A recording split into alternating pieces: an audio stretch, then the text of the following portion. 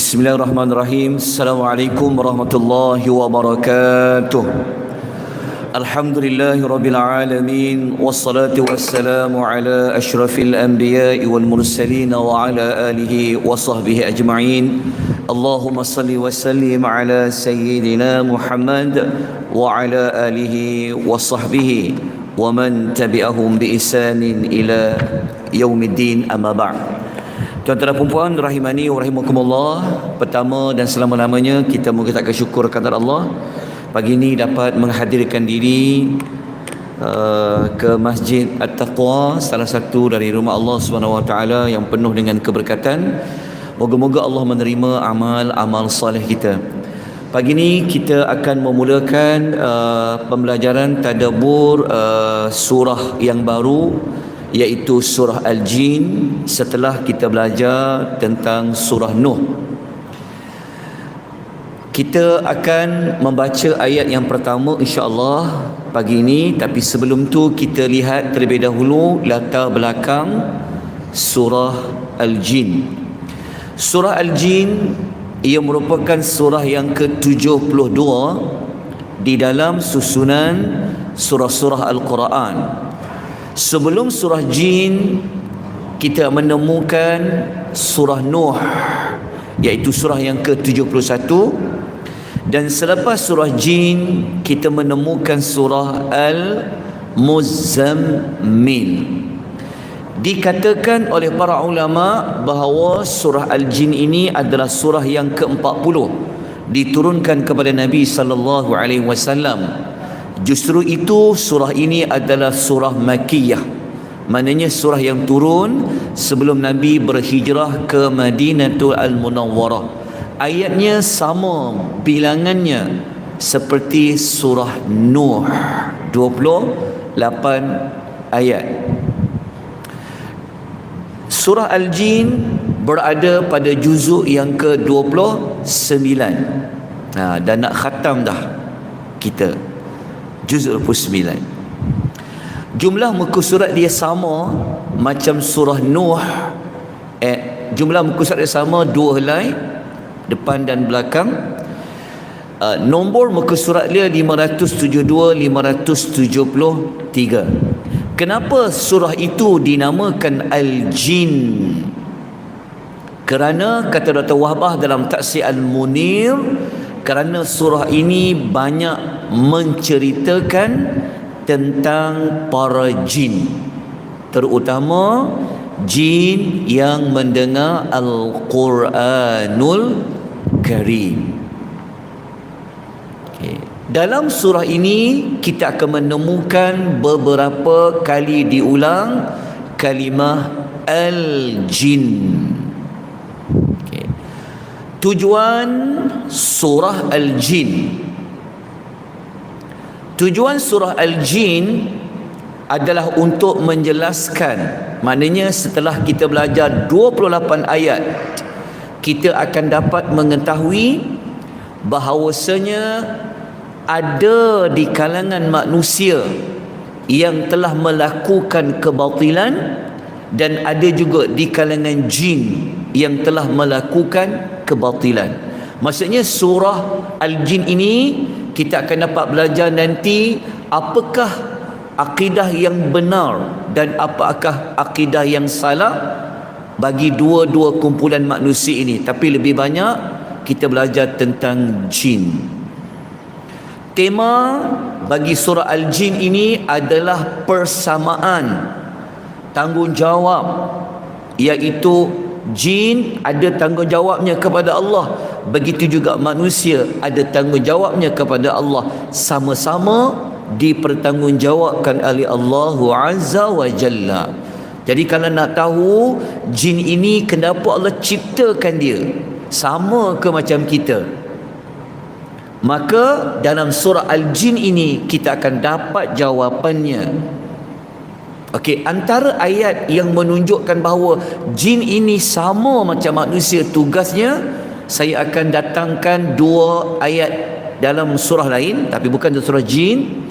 Antaranya surah Az-Zariyat, surah 51 ayat 56, muka surat 523. Ayat ini selalu diulang-ulang, iaitu ayat berbunyi a'udzubillahi minasyaitonirrajim wa ma khalaqatul jinna wal insa illa liya'budun.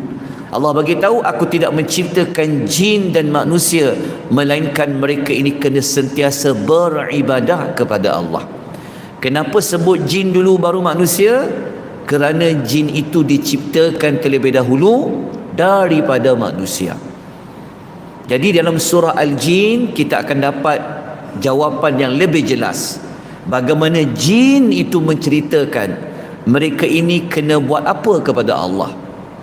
Okey, satu lagi ayat kita boleh rujuk dalam suratul An'am ayat 130, muka surat 144, yang Allah mengatakan, Allah ingatkan kepada kumpulan jin dan manusia. Allah kata, ya ma'syaral jinni wal ins, wahai semua jin dan manusia, alam ya'tikum rusulun minkum, bukankah telah datang kepada kamu para rasul dalam kalangan kamu yang menyampaikan kepada kamu perintah-perintahku dan memberikan peringatan kepada kamu. So ayat 130, ayat nombor 130 surah Al-An'am ni digunakan oleh ulama menyebutkan bahawa jin itu pun dia ada rasul dia tersendiri. Tetapi pendapat yang benar, pendapat kebanyakan para ulama kata jin dia tidak ada nabi atau rasul daripada jin. Rasul nabi mesti kalangan manusia. Jadi ayat ini jangan kita faham jin pun ada nabi dia, jin pun ada rasul dia. Jadi yang tepat, jin ini dia hanyalah mempunyai pendakwah-pendakwah dia. Mana jin ni pun dia ada ustaz-ustaz dia, dia ada ulama-ulama dia. Jadi nak tahu siapa ulama-ulama mereka, tuan-tuan kena belajar surah jin. Okey, jelas okey. Sebab itu surah Al-Jin letak sebelah surah Nuh. Kalau Nuh menceritakan bagaimana Nuh berdakwah, maka dalam surah Jin Allah akan cerita macam mana jin itu menyampaikan dakwah. Jadi sangat salah kalau ada mana-mana pihak kata sebaik-baik jin seburuk-buruk manusia. Betul? Kalimah itu tidak benar. Seolah-olah macam jin ni jahat sangat, seburuk-buruk manusia tu sebaik-baik jin. Kenyataan yang bertentangan dengan ayat Al-Quran. Ada manusia lebih teruk daripada jin pun ada. Nanti kita akan jumpa jawapan dia. Okey, segmen surah Al-Jin kita boleh bahagikan 28 ayat kepada 4 pecahan ayat. Ayat 1 sampai ayat 7 kita akan dapat belajar nanti macam mana jin itu beriman dan ada jin yang tidak mahu beriman. Kemudian ayat 8 sampai 14 kita akan dapat belajar dengan lebih dalam cerita tentang jin. Okey, tetapi dalam surah Al-Jin kita tak akan dapat mengetahui jin itu diciptakan daripada apa. Sebelum ni kita dah belajar dah, Allah menyebut jin diciptakan daripada api. Kena kembali melihat nota surah Ar-Rahman. Okey, bahagian yang kedua iaitu dekat bahagian ayat 14 sampai 24, ini cerita tentang beberapa pesanan Nabi tentang dakwah dia kepada manusia dan jin, dan penutup dia ayat 25 sampai ayat nombor 28. Itu secara ringkaslah. Okey. Ciri-ciri keunikan surah Al-Jin saya ambil 2 saja sebab jimat waktu. Surah Al-Jin merupakan surah pertama yang depannya ada penyebutan qul. Jadi kalau orang kata surah 3 qul, maka kena tambah lagi surah 4 dan 5 qul. Qul ya ayyuhal kafirun, surah jin depannya mula dengan qul. Katakanlah. Okey, surah pertama. Surah jin surah yang paling banyak menyebutkan tentang alam jin. Yang itu di antara ciri-ciri lah. Okey, kita masuk kepada intipati surah jin. Tak apa, saya dah sebut sebelum ni surah Makkiyah. Jadi kita masuk ayat pertama. Banyak nak kena belajar. Baik, ayat nombor 1. Tuan nampak tak di hadapan skrin TV? Kalau tak nampak, kena beli TV yang lebih besar, insya-Allah. Okey, kita baca ayat dia. A'udzubillahi minasyaitonirrajim. Bismillahirrahmanirrahim. Qul uhiya ilayya annahu istama'a nafarun minal jinn faqalu inna sami'na qur'anan ajaban. Okay. Ayat 1, Allah Ta'ala cerita kepada Nabi berbentuk perintah. Allah Ta'ala kata, katakanlah Muhammad. Maknanya cerita balik Muhammad. Kepada siapa? Kepada kaumnya, penduduk Mekah tu. Telah diwahyukan kepada aku. Maksudnya Nabi bagi tahu, aku ni dapat wahyu.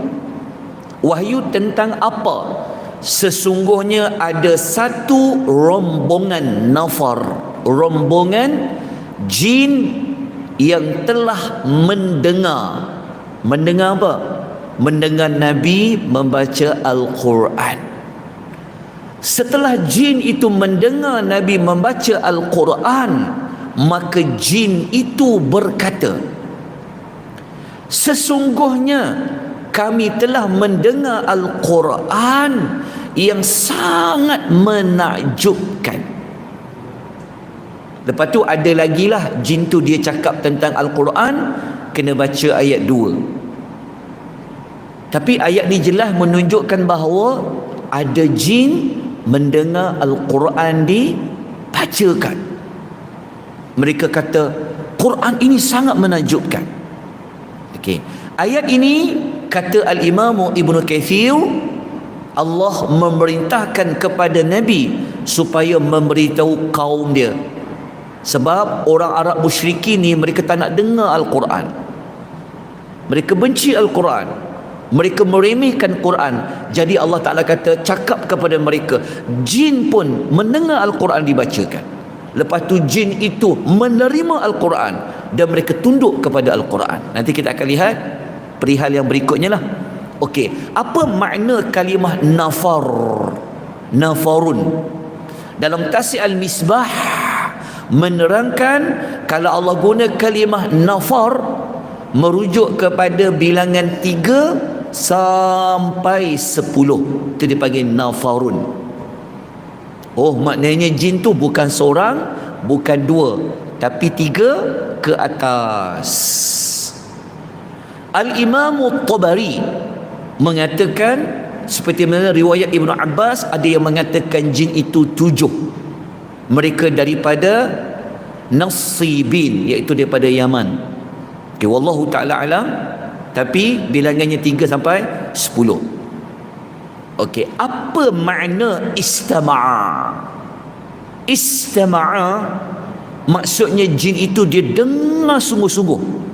Nanti saya akan tunjuk satu ayat lain. Jin tu cakap apa? Diam, dia kata. Fokus. Jin cakap dengan jin. Nanti saya akan tunjuk ayat dia. Sebab tu perkataan istama'a maknanya dengar dengan sungguh-sungguh. Maknanya mereka bukan dengar sambil lewat. Mereka memberikan perhatian setiap kalimah.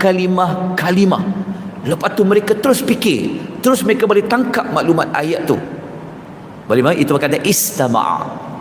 Okey, lanjut perbahasannya. Ada 2 soalan yang kita nak rungkaikan. Pertama, kenapa jin itu mereka boleh mendengar Al-Quran? Maksudnya apa sebab utama mereka mendengar Nabi membaca Al-Quranul Karim? Adakah kebetulan? Adakah memang Allah suruh mereka dengar Nabi baca Al-Quran? Kita akan bincangkan. Nombor 2, di mana tempat yang Nabi baca Quran tu di mana ketika Nabi baca Quran tu, tempatnya di mana? Adakah di dalam masjid taqwa? Nabi tak pernah sampai lah. Kita jawapannya lah. Okey. Soalan nombor 1. Para ulama ada 2 pendapat. Kedua-dua pendapat ni mudahnya dekat Mekah lah. Dua-dua dekat Mekah. Tapi tempat tu ada yang kata di Al-Hujun, ada yang kata di Nakhlah, di kawasan Tihamah. Pendapat pertama adalah pendapat Ibnu Mas'ud radhiyallahu anhu. Pendapat kedua adalah pendapat Ibnu Abbas radhiyallahu anhu. Tak apalah tentang tempat tu, tapi pendapat kedua ini ada hadisnya. Okey, saya ada nukilkan hadis riwayat Bukhari Muslim. Okey, hadis ni panjang, tapi saya terus kepada terjemahan dia. Kata Abdullah bin Abbas radhiyallahu anhu begini, macam mana jin dan itu boleh dengar Nabi baca Quran? Okey, dalam hadis tu Nabi SAW sebenarnya pernah suatu hari bersama dengan beberapa orang sahabat nak pergi ke pasar Uqas. Dia panggil disebut dalam perkataan Uqaz, pasar Uqaz. Kenapa Nabi nak pergi? Kerana Nabi nak dakwah. Sebab orang kalau ramai dekat mana? Dia pergi pasar. Dalam peristiwa itu sebenarnya masa Nabi diutuskan, jin-jin ini mereka telah ada yang halang untuk mereka curi berita langit. Faham tak maksud dia? Maksudnya sebelum Nabi diutuskan, sebenarnya jin-jin ini mereka boleh curi-curi dengar apa yang malaikat-malaikat di langit sedang sembang. Pada malaikat ni bincang-bincang kat langit, para jin ni dia akan curi dengar. Tetapi mereka dah tak boleh dengar. Maka syaitan-syaitan di kalangan jin ni pun mereka cari jalan. Apa sebab ni kita tak boleh nak curi dengar lagi para malaikat berbincang-bincang di langit ni? Maka di kalangan para syaitan tu kata apa? Dia kata apa? Pergi cari jawapan dia. Apa sebab dia? Maka para jin tu kata apa? Mesti ada sebab ni.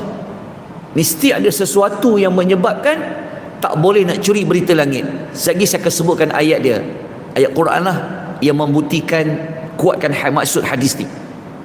Lalu jin-jin yang otak-otak ni pun dia cakap, kau pergi survey, pergi cari seluruh penjuru timur dan bumi dan barat. Cari apa sebab kau tak boleh nak pergi. Sebab apa? Sebab ketika Nabi diutuskan, para jin kalau nak curi berita langit, mereka kena dibaling tahi bintang, meteor. Tadi mereka kata, kenapa sebelum ni tak ada pun?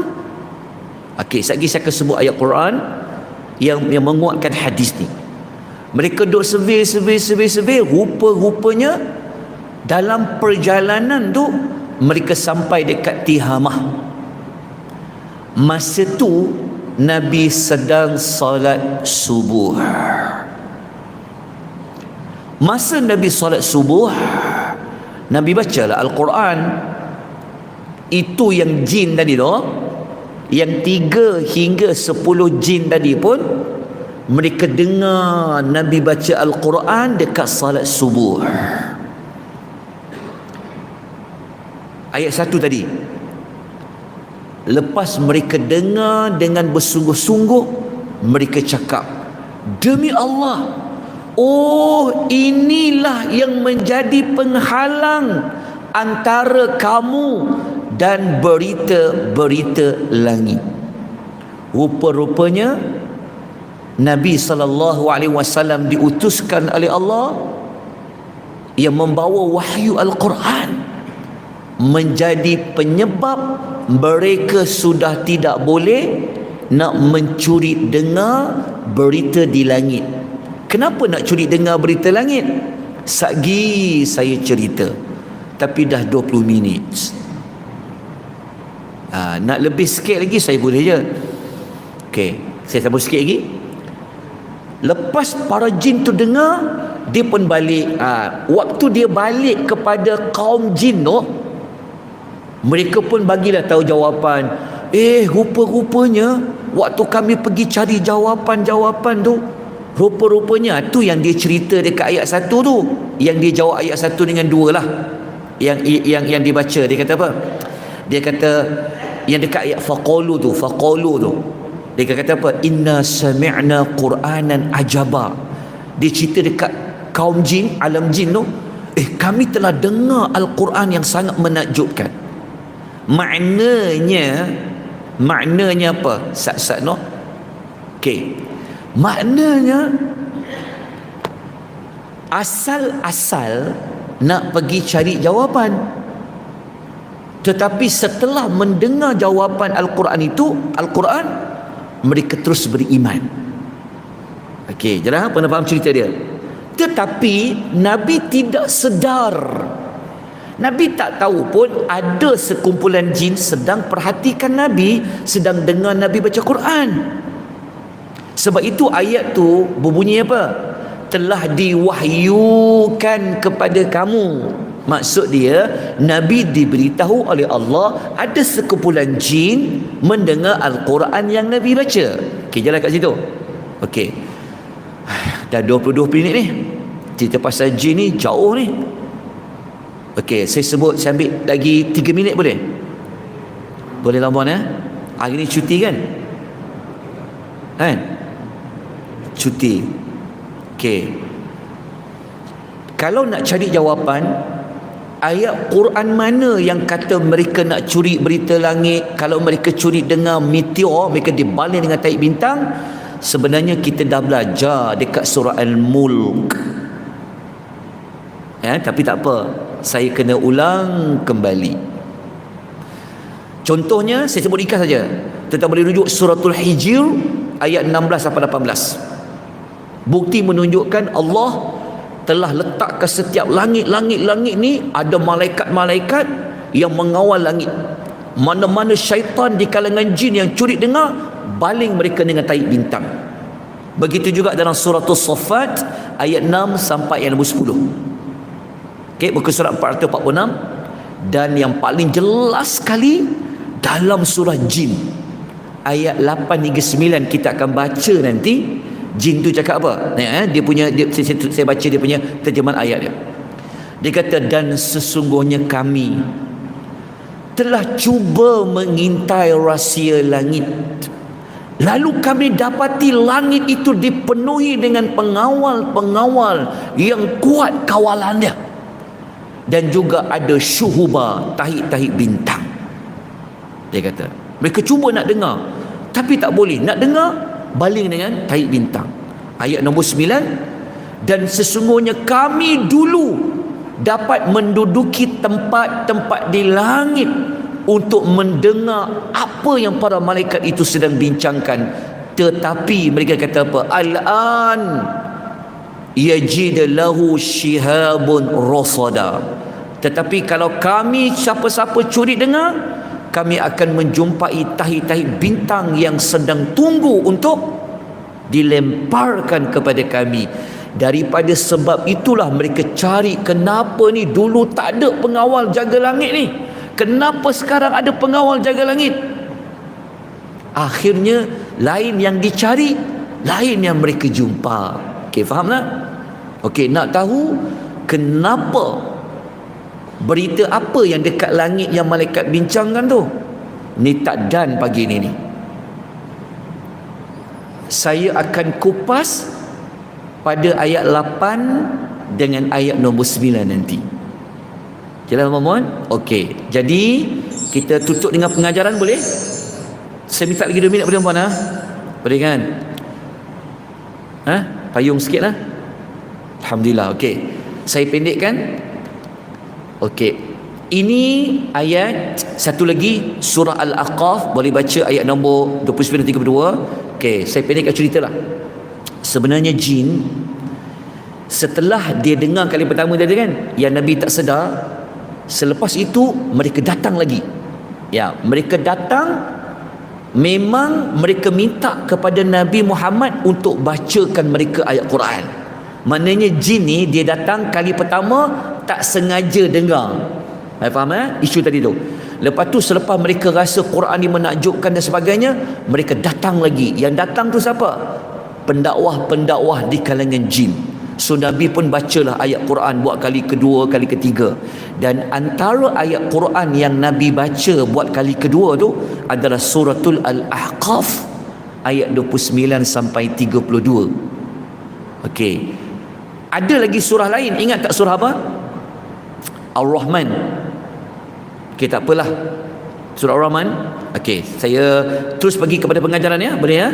Okey, pengajaran dia adalah apa kita dapat belajar? Nombor satu, ayat tadi merupakan bukti Nabi seorang Rasul yang menerima wahyu dari Allah.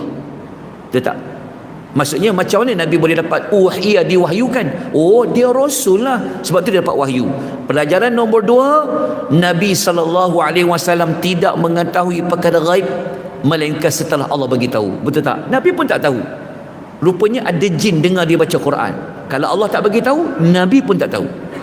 Nombor tiga, kita dapat belajar, oh rupanya jin tu wujud. Wajib beriman dengan jin. Jin pakai toceng ke? Tak adalah. Pelajaran nombor empat, jin itu sendiri tak tahu perkara gaib rupanya.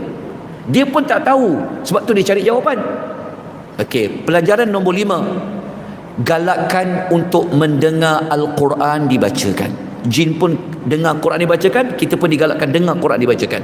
Nombor enam, Al-Quran adalah sebuah kitab yang sangat menakjubkan, sangat amazing. Kalau jin pun boleh kata Quran tu amazing, kalau kita ni tak rasa takjub pada Quran tu, teruk berbenar daripada jin tu. Okey, apa tindakan selepas tadabbur? Ada dua lah. Okey, tindakan kita percaya dengan kewujudan alam jin, kerana Quran dah sebut, Quran berkata benar. Dan tindakan nombor dua, ambillah ruang kesempatan untuk mendengar Al-Quran dibacakan. Jadi moga-moga kita dapat manfaat. InsyaAllah nanti kita akan sambung esok hari dengan ayat yang kedua. Minta maaf saya lebih 8 minit 10 saat. Nota saya tak janji bila. Saya cubalah minggu yang berikutnya insya-Allah. Aqulu qouli hadza wa astaghfirullahal azim wa billahi taufiq. Wassalamualaikum warahmatullahi wabarakatuh. Subhanakallahumma wa bihamdika asyhadu an la ilaha illa anta astaghfiruka wa atubu ilaik.